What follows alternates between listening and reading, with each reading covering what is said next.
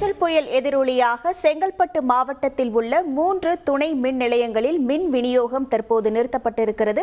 இது குறித்தான முழு விவரங்களோடு இணைகிறார் நமது செய்தியாளர் நவீன். வணக்கம் நவீன். தற்போது எந்தெந்த பகுதிகளில் இருக்கக்கூடிய மின் நிலையங்களில் விநியோகமானது நிறுத்தப்பட்டிருக்கிறது? எவ்வளவு நேரத்திற்கு இந்த மின் விநியோகம் நிறுத்தப்படுவதாக அறிவிக்கப்பட்டிருக்கிறது? முழு விவரங்கள். வணக்கம்.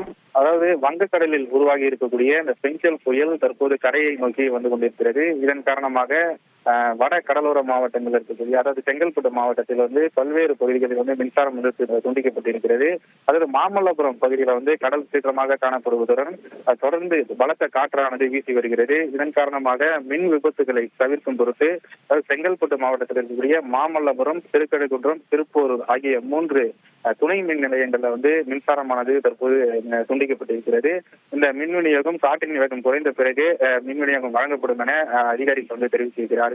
அதே போல செங்கல்பட்டு மாவட்டத்தில் இருக்கக்கூடிய 44 மின்வாரிய சர்க்கிள்களில் சுமார் தலா 50 பணியாளர்கள் என சுமார் 2000 பேர் இந்த மின்வாரிய ஊழியர்கள் தற்போது தயார் நிலையில் வைக்கப்பட்டுள்ளதாகவும் மின்வாரிய அதிகாரிகள் தகவல் தெரிவித்திருக்கிறார்கள்.